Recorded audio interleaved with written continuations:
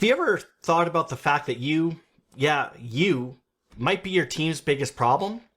Well, it's true, and sometimes the truth hurts. So by the end of this episode, you'll have learned the role the leader plays in the team effectiveness, or lack thereof, as well as the first steps to figuring out whether you're an enabler or a disabler of your team. And specifically, we'll talk about some toxic behaviors that maybe you as a leader can have that stifle your team's effectiveness.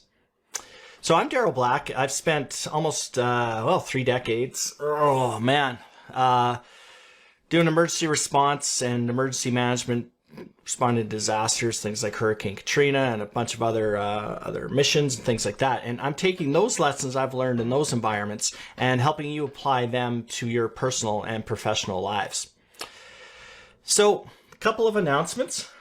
So for those of you that don't know, I have written a book, and it's the 1-100 Leadership Solution, and it has done really, really well, actually. And that said, I'm working currently literally on another one that's taking literally the lessons I've learned, as I said, in the emergency management world and kind of civilianizing the lessons and changing the context into more of a corporate environment. So working on that right now. So we have kind of a first or maybe a second or third draft. I don't remember where we're at now, but just constant iterations and reviews and things like that. So that's where we're at with that. So stay tuned.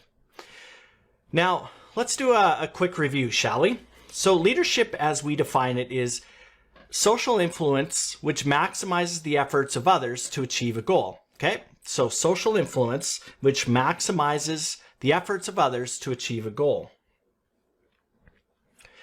A connected leader, which is where I want us all to go, is a self-aware leader that facilitates and doesn't dictate.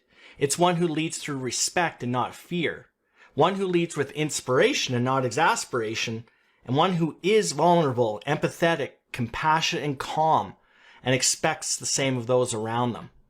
And in summary, a connected leader is one who connects first and then leads. So that is ultimately what this podcast is about. It is enabling you to connect with others before you can lead them. And we've talked ad nauseum about Leadership 2.0, where we're taking the model of leadership that historically was this, leader is here and then everyone supports the leader, flipping that absolutely around, and now the leader supports the team. And today's episode will be, one more rung in that ladder, moving us towards being a connected leader.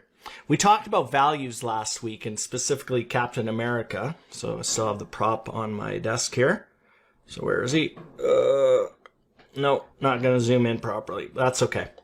So specifically, Captain America has values, and values are, well, we all have values, but values are those things that we hold important to ourselves.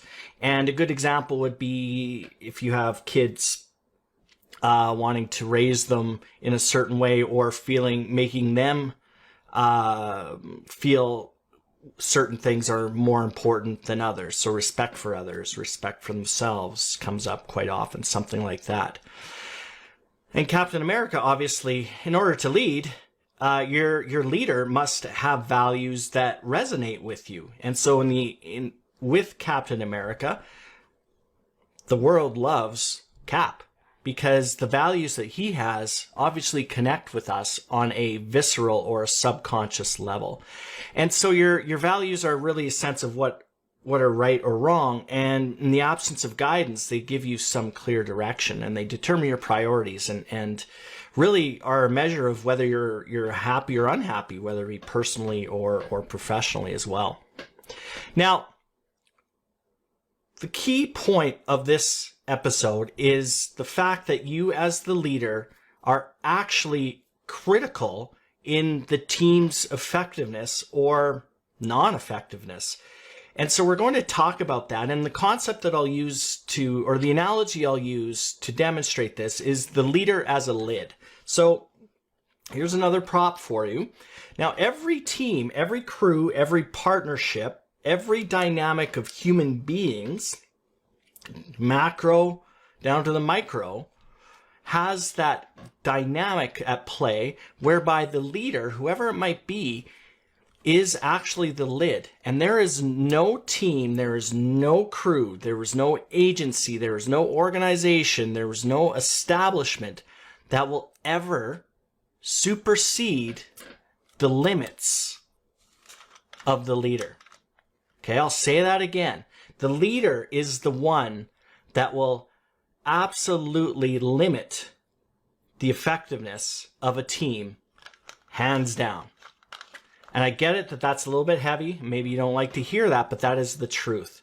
It is not the team that is either effective or ineffective. It's us as leaders. So if we create an environment whereby they can flourish, they can be innovative, they can be creative, they can be empowered, there's a lot of trust, great communication, then that's great. But on the downside, us as leaders, if we create an environment that's exactly the opposite, if we're ruling by fear, if we're micromanaging, if we're being insensitive or non-empathetic, we're actually going to suck the life out of that team, and we are going to be the lid, and it will be stopping that team from doing what it needs to do. And by definition, the individuals on that team aren't going to be able to do what they need to do, and the mission suffers.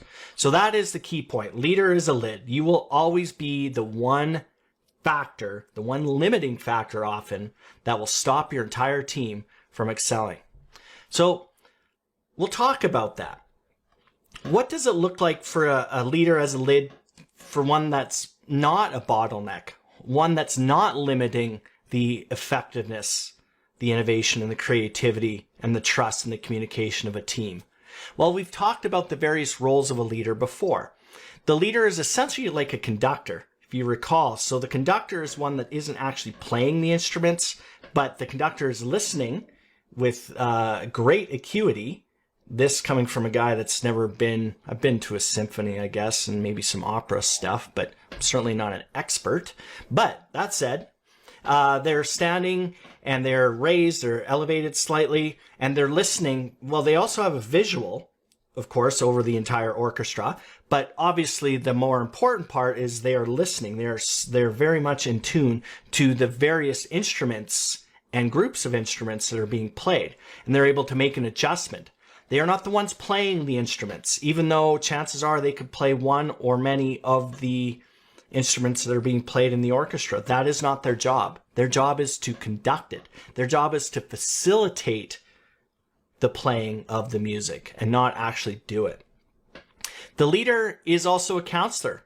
And yes, you would like to think, or maybe you think that people need to be less sensitive. I totally get it. I totally get where you're coming from there. I don't agree, but there's definitely that premise out there. So a counselor definitely has to have the ability to sit somebody down and have a chat with them, figure out how they're doing, figure out what makes them tick, help them out, support them maybe on a non-professional level, like maybe it's giving them a bit of time off, whatever that might look like, or whatever. So definitely there needs to be a counselor portion of leadership. The leader needs to be a coach, and we're going to spend a lot of time on that, leader as a coach. But essentially it's now enabling somebody or teaching them and moving them from one skill set to another, or maybe bolstering a current skill set or something like that. So the leader has to be able to coach people along the path. The leader has to be a cheerleader. Of course, you know, we do like, now not in the rah pom-pom sense, I would argue that's odd, but we definitely have to be, as leaders, very positive, and we need to encourage people. And whatever that might look like, but we need to be encouraging and helping people along, maybe push them a little bit, prod them, but encouraging them the entire way. Now, yes, the leader also needs to be an ass kicker. Definitely. There are times when you've gone through the whole gamut of strategies and tactics and you've tried to reach somebody, but ultimately it could come down to, look, you got to do it. The standard is this. The standard behavior is this. I'm sorry if you don't like it, but you got to kind of do it. And some people respond well to that motivation as well. Not to an extreme, of course, but Definitely less cheerleader-y and a little bit more ass-kicker-y is sometimes needed. So those are the kind of behaviors that I would submit to you enable creativity. They enable innovation. They enable empowerment. They enable trust. They enable communication amongst the team. So as a result, you're not the lid anymore. If you exhibit those behaviors, if you're a facilitator, not a dictator, if you're a counselor, if you're a coach, if you're a cheerleader, if you're the occasional butt kicker, then yes, your team is going to do really, really well. But if you exhibit toxic behaviors on a regular basis, you will be limiting your team's effectiveness. So what do I mean by toxic behaviors? Well, first of all, ruling with a culture of fear or nurturing a culture of fear, where people are coming into the workplace and there's a pit in their stomachs as they're driving in, or they are scared to speak up. That is a big one as well. So if they're doing things because they're scared, that is not creating the innovation and creativity, empowerment and trust and great communication that we want. And guess what, leader? That's on you. That's on you to create the culture, not of fear, but of empowerment. But as a leader, sometimes we're creating that culture of fear and not even knowing it. Another toxic behavior is it's my way or the highway. So I am the leader, and if I want your opinion, I will give it to you. Thank you. All I need to hear is yes, sir, no, sir, 3 bags full, sir. That is the proper response. No. If that is a toxic behavior, if I've ever seen one. So again, think about it. You're a lid. You're a lid in that case. You are pushing that down. You are putting people in a tough spot, and you're not encouraging free thought amongst your team. That's a problem, and that's on you as a leader. Micromanagement. Whoa, we will be spending a lot more time on this one. It's a lid, and then you put a sandbag on it, and then you park a semi-truck, and then you put a building on it, and then on top of the building you put the moon on the bottle. That is what micromanagement does to your team's effectiveness, FYI. Because what you're doing with micromanagement is you're telling the team that you don't trust them. You don't value them. You don't respect them. And we've talked a lot about respect, influence being the most powerful. But micromanager is the exact opposite of what respect looks like. So if you want to stifle your team, micromanage. Yes, you're welcome for that one. But I don't think that's what you want to be. You don't want to be a leader that's stifling. You want to be a connected leader that connects and then leads. So we've got culture, creating culture of fear is a toxic behavior. We have my way or the highway is a toxic behavior. Micromanagement is a toxic behavior. Old school biases is a toxic behavior. Now, if I had a dime for every course or workshop or conversation I had about millennials, I would be a rich, rich, rich man. Here's the thing. Labels are the enemy, not the generations. Labels are the enemy, not the generations. So it's not the millennial generation that's the problem. It's the fact that we put a label on them. Gender is a label. That's a problem. It's not the gender itself. Race, color, creed, religion, all of those things. The list goes on and on and on. All of the biases that we have as leaders, we have to get rid of those biases and treat every individual as an individual. So those old school biases are a toxic behavior because they really disable the connection amongst teams and us and teammates. The last one is insensitive and non-empathetic. And if you've followed my work, particularly in the 1-100 leadership solution here, you know that empathy is a big, big value of mine. And it is something that I feel is so important if we are to connect and then lead. But if you're being insensitive, if you're being non-empathetic, in other words, you don't care where the team member is coming from, you'll never lead properly. You are going to be the lid on the team. All right. So, culture of fear, my way or the highway, micromanagement, old school biases, insensitive and non-empathetic. Those are toxic behaviors that will stifle your team. It will kill the effectiveness of your team. I hope I'm being clear on that. Now, the takeaway for this episode is obviously the zillion-dollar question is, how can you tell? You know, it's nice to talk about the positive, being a facilitator, a coach, a cheerleader, all those things, and, you know, don't be a toxic asshole. These traits like micromanagement and fear and so on and so forth. But how can you actually tell in the real world? Well, I'm going to give you just some loose guidelines or some questions for you to ask. And that's the takeaway for you for this week. Think about so put yourself back into your team context. Now you're the leader of a team. Think about whether you convey any of these toxic behaviors. Does your team always tell you bad news early? Or is it late?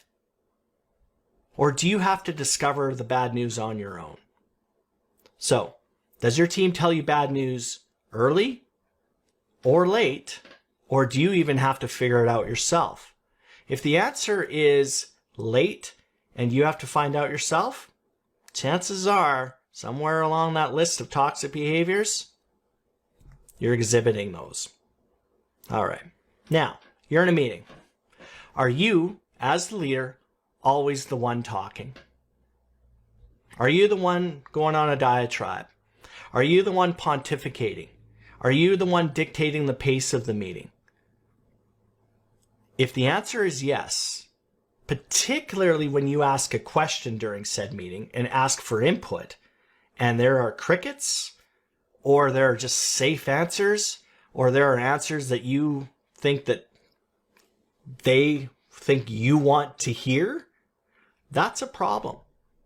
So if you ask a question in a meeting and you're getting crickets, or just the kind of safe answers or answers that only you want to hear, as far as the team is concerned, somewhere along the line, there has been some toxic behavior happening and probably a culture of fear, frankly. That's pretty prevalent.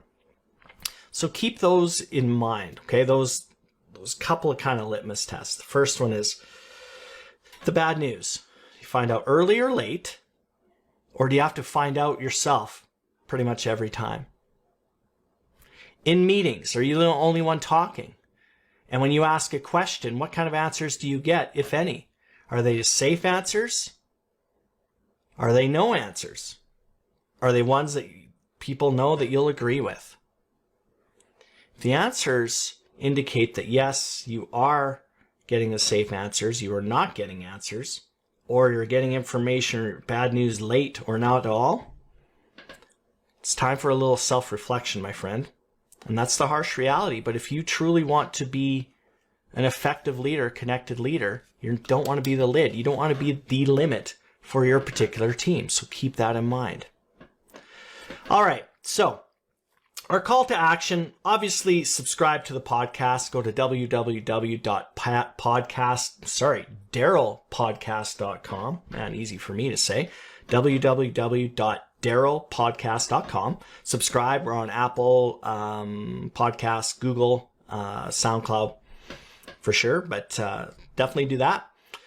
Also join our Facebook group. I've left it in the comments. So it's facebook.com/groups/DDB Connect. It's a free Facebook group. So that's the call to action there. And I'll leave you with this. Be a connected leader.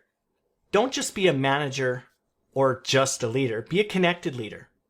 Influence through respect and not fear. Lead with inspiration and not desperation. Be self-aware. Facilitate and don't dictate. Be vulnerable and expect vulnerability. Be empathetic and expect empathy back. Be compassionate, and that includes self-compassion, and expect compassion back. And this one is so important. Be calm. Manage the stress of yourself and your team and expect calmness around you. In summary, a connected leader is one who connects and then leads.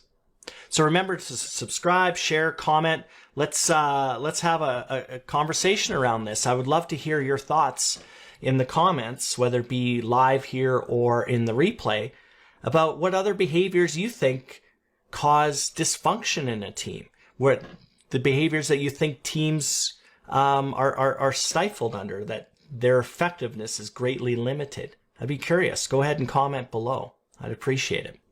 Till next time, thanks for watching.